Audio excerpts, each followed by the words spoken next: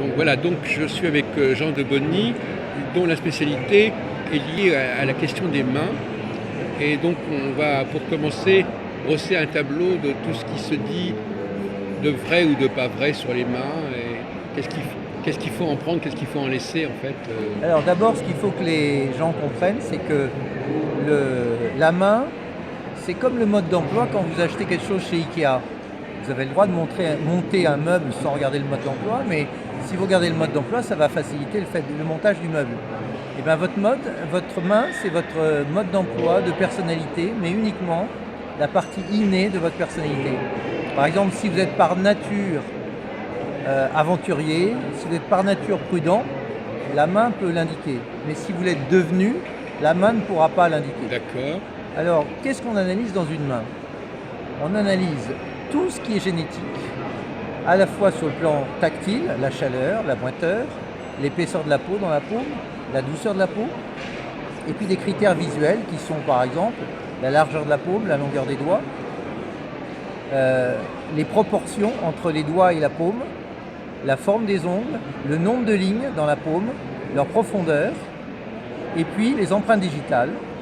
Et à cela, on peut ajouter également le croisement des doigts, si vous croisez à droite ou à gauche, parce que ce geste-là n'est pas un geste qui est droitier-gaucher, c'est un geste qui est masculin-féminin.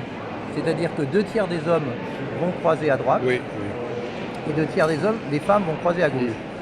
Sauf les hommes politiques, qui à 90% croisent comme des femmes, et sauf les femmes politiques qui à 80% croisent comme des hommes. Ah oui, intéressant. Donc les gens ne seront pas étonnés de savoir que Angela Merkel, Thatcher, Hillary Clinton, même Anne Hidalgo croisent comme des hommes. Mais ce n'est pas une insulte, c'est simplement que ça leur permet d'avoir une primauté du cerveau gauche qui est relié à la main droite et qui est un cerveau qui maîtrise les émotions et qui les rend moins vulnérables quand elles veulent exercer le pouvoir. Mais alors inversement, pourquoi est-ce que les hommes, eux, seraient plutôt dans le féminin quand ils sont dans Alors, la les politique? hommes sont dans le féminin parce que quand la main gauche domine, ça veut dire que le cerveau droit domine chez les hommes politiques. Or, le cerveau droit est un cerveau qui agit même s'il y a un doute.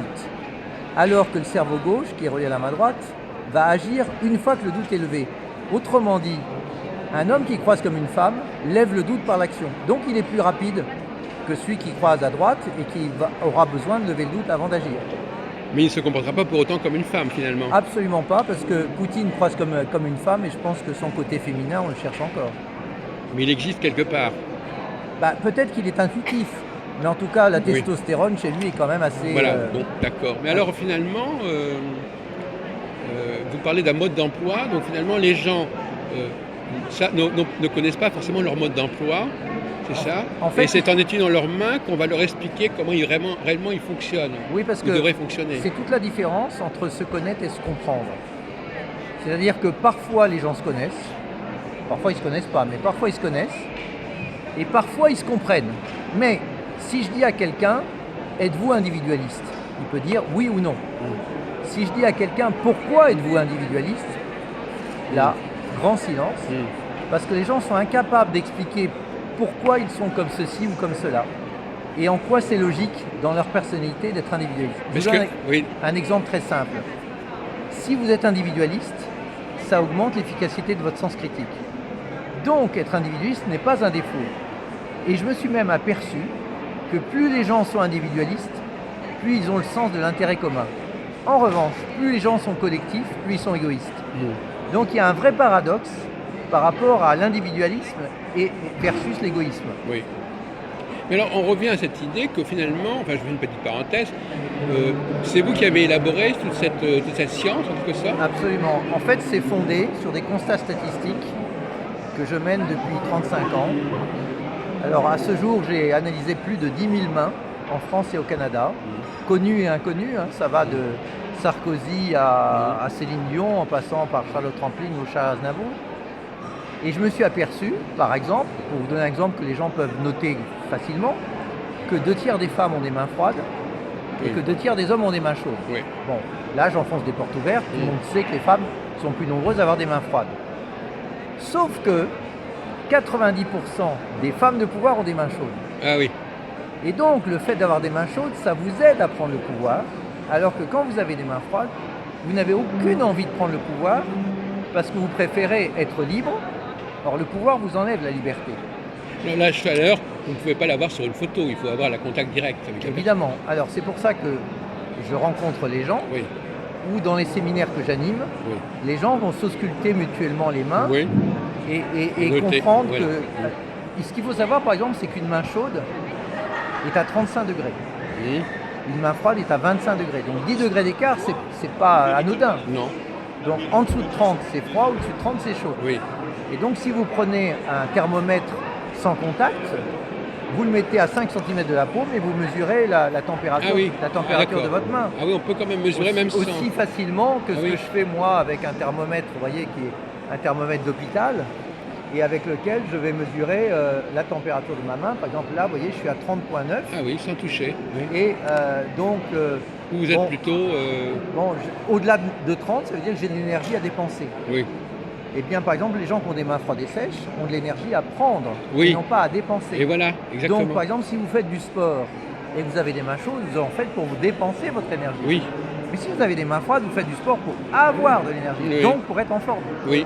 Ça sera la même activité, mais pour des finalités complètement opposées. Alors, autre parenthèse, vous aviez commencé à me dire qu'il y avait certaines choses que vous contestiez profondément dans tout le domaine de la chirologie, la chiromancie. Alors, pouvez-vous dire quels sont les éléments En fait, que vous avez réfutés en quelque En sorte? fait, je conteste deux choses, à la fois la philosophie et la technique.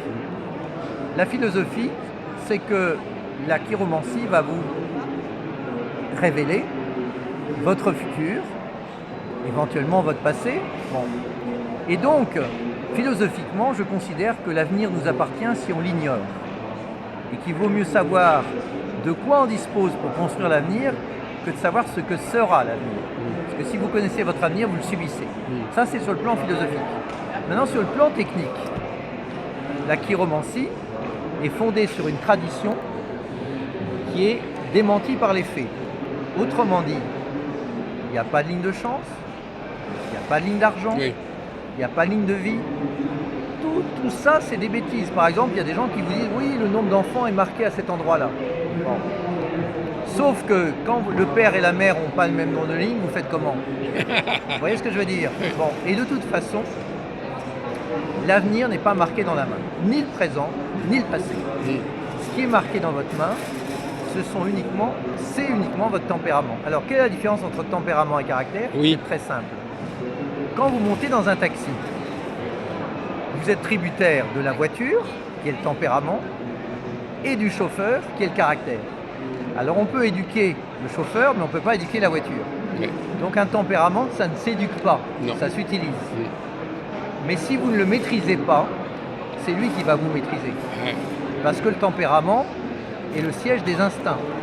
Donc vous avez des instincts vers le goût du risque, vous avez des instincts vers la prudence, vous avez des instincts vers la difficulté. Et donc le tempérament va vous donner des prédispositions naturelles.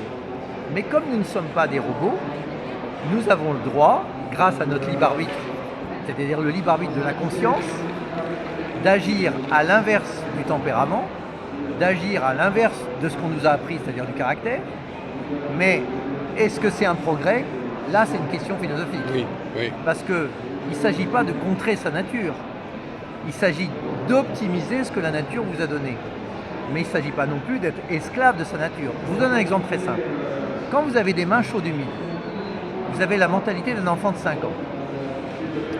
Ce que le monde deviendra, vous en fichez. Ce que le monde était, vous en fichez. Vous vivez pleinement dans le présent. Évidemment, les gens qui ont des mains chaudes humides, ils sont parfois un peu du style « après moi le déluge ». Donc ils n'ont pas le sens des conséquences. Évidemment, il faut éduquer ses enfants quand ils ont des mains froides humides dans l'idée qu'il faut être conséquent et qu'on récolte ce qu'on a semé. Donc ça permet d'orienter l'éducation Voilà. pour préparer à certains manques, il faut compenser certains manques ou certaines... Mais il vaut mieux mettre les gens dans une situation où leur tempérament est une qualité Oui. que de les mettre dans une situation où ils sont obligés de contrer leur Oui, tempérament. tant qu'à faire, oui, bien sûr. Oui, Voilà. oui. Et donc, par exemple, si vous avez un projet nouveau à développer, confiez-le à des gens qui ont des mains chaudes humides. Parce que plus c'est incertain, Ah plus oui. c'est risqué, plus c'est drôle. Oui, oui, En revanche, si vous avez à pérenniser un projet qui a déjà été développé, confiez-le à des gens qui ont des mains chaudes et sèches, parce que eux, ils ont le sens de la pérennité et de la durée. En effet. Alors finalement, donc quelle est la raison que vous avez choisi ce terme de biotope? Oh, c'est très simple. C'est que il y a 30 ans, j'avais pris le terme chirologie pour Oui. l'opposer à chiromancie. Oui. Logie, c'est science. Mais chirologie, c'était déjà utilisé, non, déjà Mais c'était utilisé par plein de gens, Oui. mais sauf que, si vous voulez, les gens confondaient chirologie et chiromancie. Oui, bien sûr. Alors, mancie, ça veut dire divinatoire. On peut faire bien la sûr. cartomancie, l'anchromancie. Bon. Oui. Et donc, quand j'ai vu que finalement, il y avait un mélange Oui. entre les deux termes, du coup, j'ai pris le terme biotypologie, Qui ne renvoie pas à la main qui explicitement. ne renvoie pas à la main, mais qui renvoie à la notion de typologie. Or, Oui. moi, j'utilise les tempéraments d'Hippocrate, Ah oui, qui est une typologie qui a 25 siècles. oui, les 4 éléments aussi. Oui, Les 4 éléments, donc bilieux, nerveux, sanguin, lymphatique. Sauf que je les ai renommés pour que dans le monde de l'entreprise, il n'y ait pas de faux amis. Par exemple, un bilieux, c'est pas un bileux. Oui, exactement. Alors quels Bon. sont ces noms alors finalement Alors, c'est organisateur pour le bilieux, c'est théoricien pour le nerveux, c'est passionné pour le sanguin et c'est sédentaire pour le lymphatique. D'accord. Et donc, effectivement, quelqu'un qui est théoricien, il est capable de comprendre des choses qu'il ne sait pas faire. Donc, il est théoricien. Et son avis est pertinent, même s'il n'a pas d'expérience. Absolument. Et quelqu'un qui est passionné comme un sanguin, il vit ses émotions avant toute autre considération. Donc, il est forcément subjectif et il a moins d'objectivité que le théoricien ou l'organisateur. Oui. Mais l'organisateur, il est tellement pragmatique qu'il prend pas le temps d'analyser la philosophie des choses, Oui. contrairement au théoricien.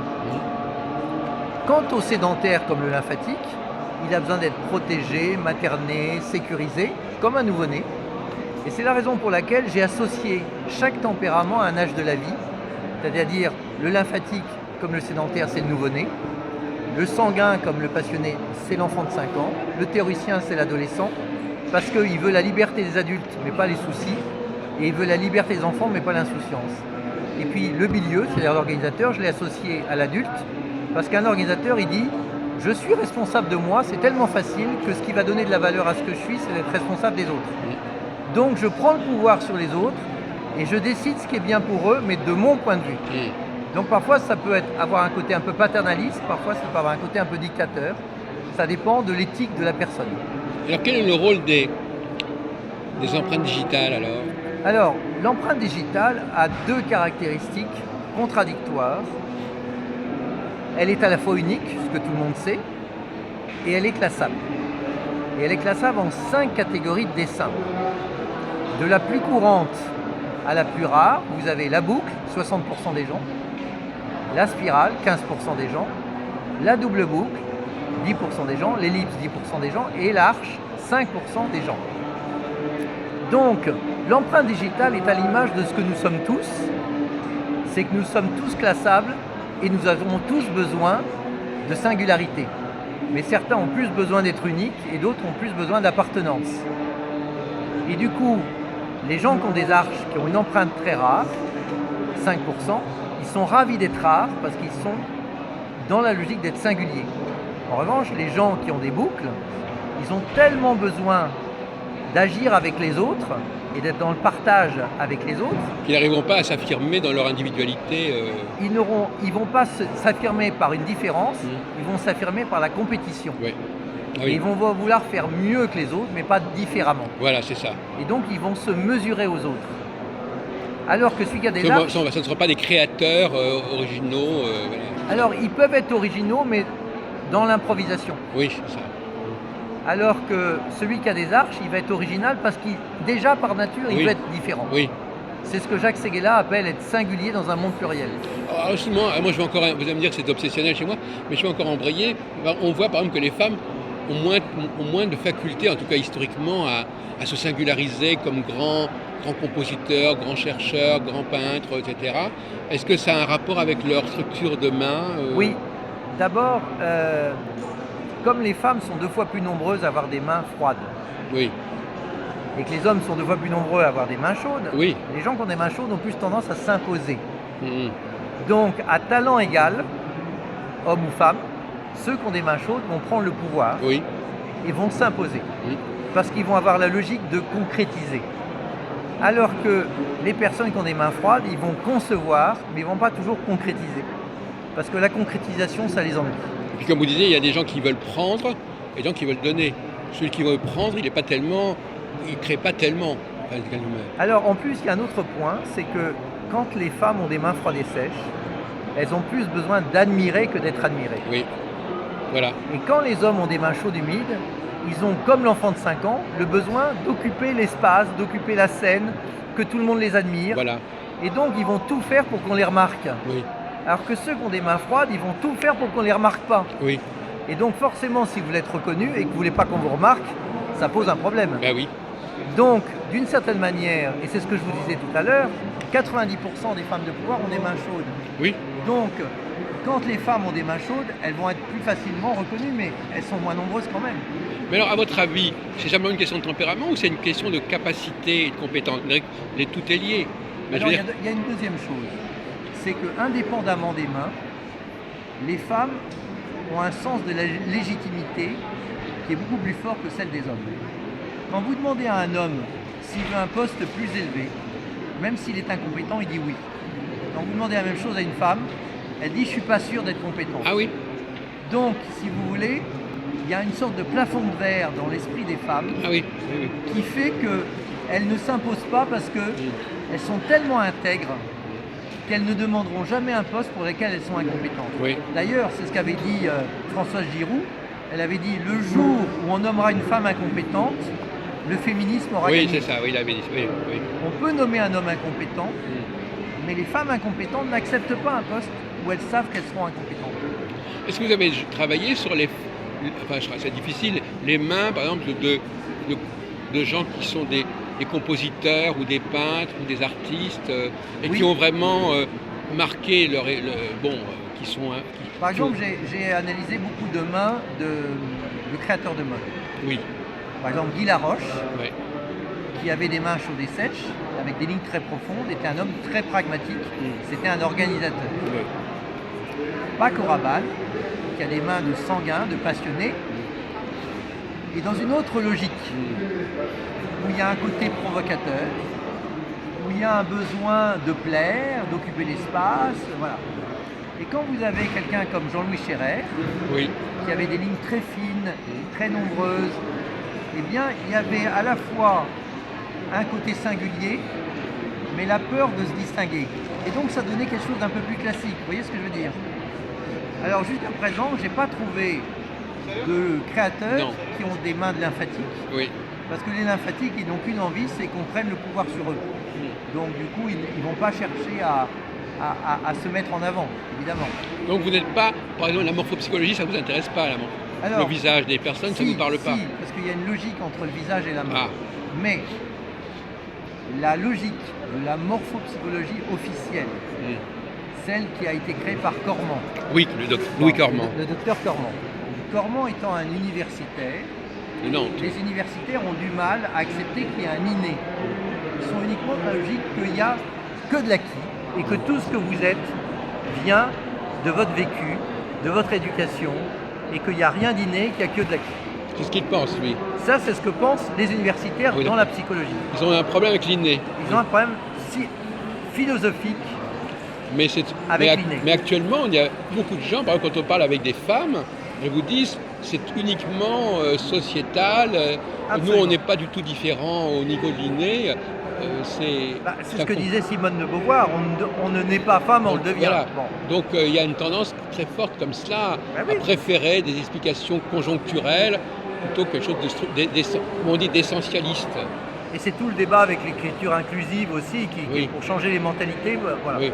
Et alors, en fait, les morphopsychologues sont dans une logique de caractère, Oui. et pas dans une logique de tempérament. Oui, pour revenir à ce que vous disiez, oui. Et donc Cormand utilisait les 8 caractères de Le Seine, Oui. et non pas les 4 tempéraments d'Hippocrate. Voilà. Et par exemple, la couleur de vos yeux, qui est purement innée, Oui. n'intéresse pas les morphopsychologues. Ah, oui. Jamais un morphopsychologue vous dira mais vous avez des yeux bleus, des yeux marrons. Non, Bon. c'est les récepteurs. Voilà. Oui. Pour eux, c'est les récepteurs, c'est-à-dire est-ce qu'ils sont grands, est-ce qu'ils sont petits. Oui. Bon.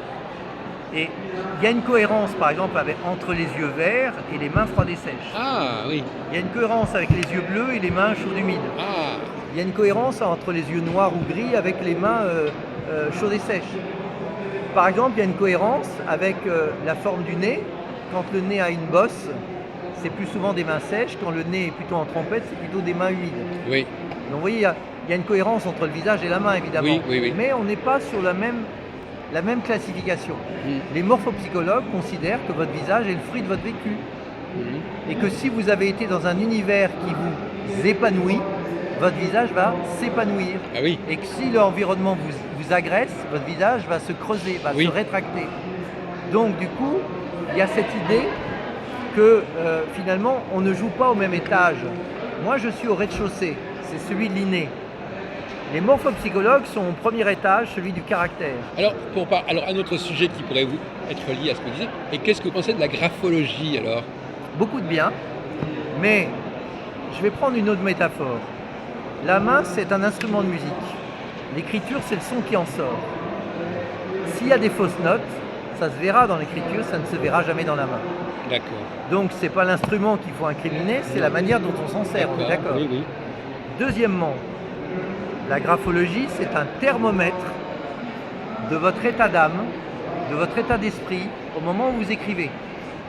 La main, c'est ce que vous êtes de manière intemporelle, Oui. de manière universelle, quel que soit votre âge, quel que soit votre sexe, quelle que soit votre ethnie, quelle que soit votre culture. L'écriture, en revanche, est culturelle. Oui. L'écriture d'un Belge n'est pas la même que celle d'un Français, d'un Suisse ou d'un Oui, Québécois, ouais, oui. même si on écrit en français. Mm. D'ailleurs, je ne sais pas si vous connaissez l'expression avoir une écriture Sacré-Cœur. Non. C'est l'écriture que les graphologues décrivent comme celle qu'on apprenait dans les couvents quand Oui, les jeunes voilà. filles allaient en pension dans les Oui, couvents. oui. Même si elle ne se faisait pas bonne sœur. Hein. Non, non. Bien d'accord. Et donc ma grand-mère avait une écriture Sacré-Cœur. Ouais, Voilà. ouais, Bon. ouais, ouais. C'était une écriture un peu penchée avec